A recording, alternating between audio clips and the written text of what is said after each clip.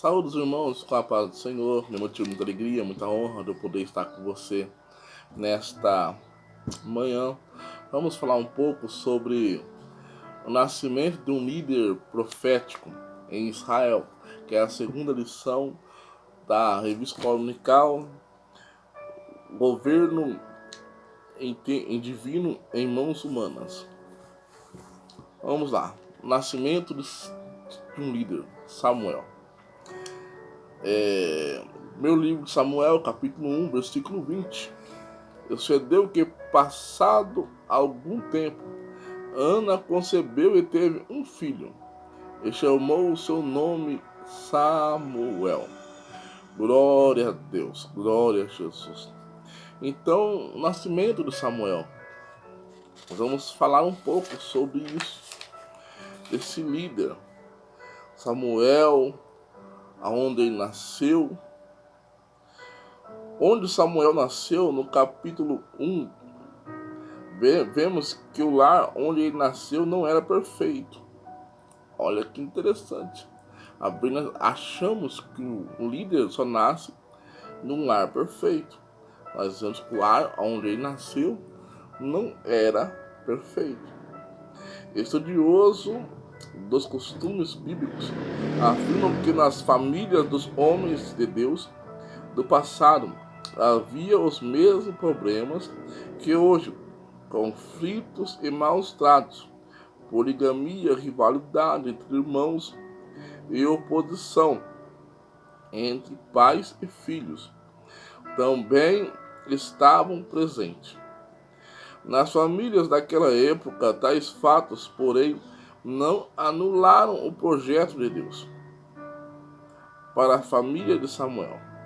A Bíblia diz que Eucana, pai do jovem juiz, sacerdote e profeta, era levita, família de Coate, um homem de elevada posição social e chefe da família de Zofim, que deu origem ao nome da aldeia, Ramataim, de Zofim, que isso significa altitude ou elevação.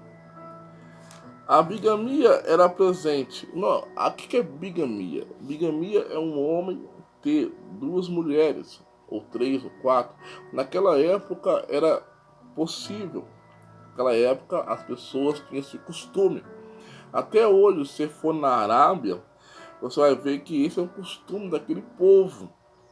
Mas tudo que uma tinha, a outra também teria que ter. Vejamos. Uma família piedosa, a família de Samuel e Eucana é uma família piedosa. Samuel foi fruto de oração, porque Ana não podia gerar. Então Ana ora, chora, faz voto com Deus, aí Deus atende o pedido de Ana. Deus atende o pedido de Ana. No ambiente de oração e súplica de Ana, que revelara a angústia de sua alma, se encontra o nascimento de Samuel. A dedicação de Samuel. O nascimento de Samuel, o versículo 20 diz que, passado algum tempo, Ana concebeu e teve um filho, e o nomeou de Samuel, que pode significar ouvido de Deus. O nome Samuel é ouvido de Deus.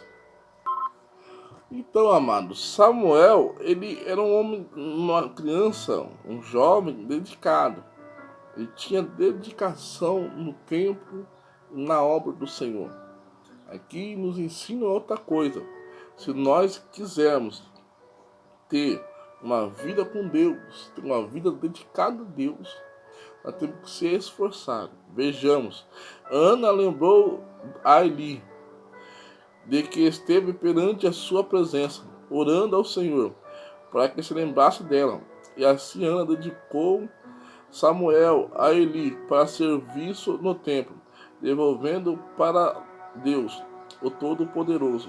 Era uma dedicação irrevogável. Como é bom quando os pais se dedicam às coisas de Deus.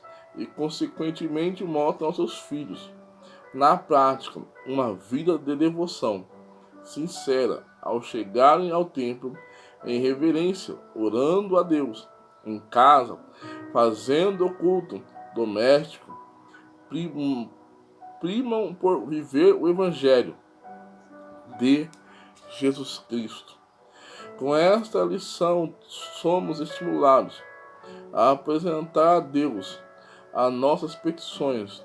Uma vez abençoado, voltamos à sua casa, conforme o exemplo de Ana, para agradecê-lo pela oração respondida.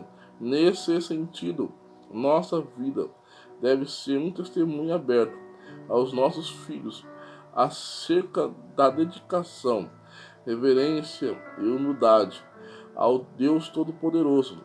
Ana teve dois privilégios: ter um filho e, além disso, vê-lo ungido por Deus para o ministério.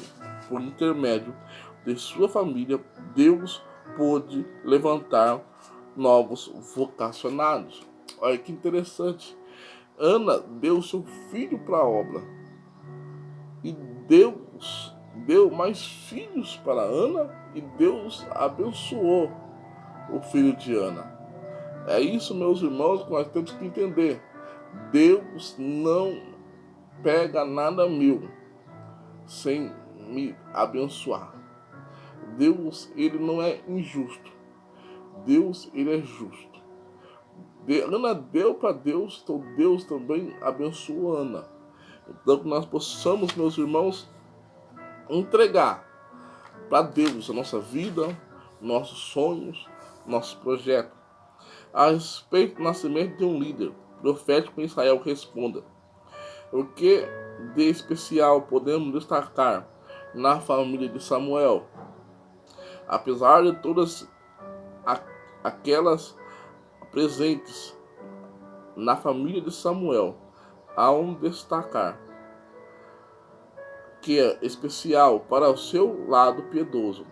De ano em ano subiam todos do Senhor para o adorar. Como a palavra amargura pode ser entendida no caso de Ana?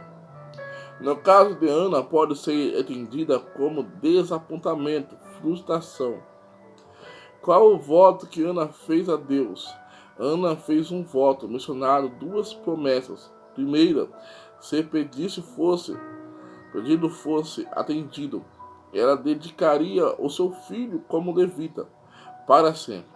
Segundo, ele seria um nazireu, separado, consagrado ao Senhor. Quarto, o que diz o versículo 20 do capítulo 1 em Samuel? O versículo diz: passado algum tempo, Ana concebeu e teve um filho, e o nomeou de Samuel. O que Ana lembrou a Eli?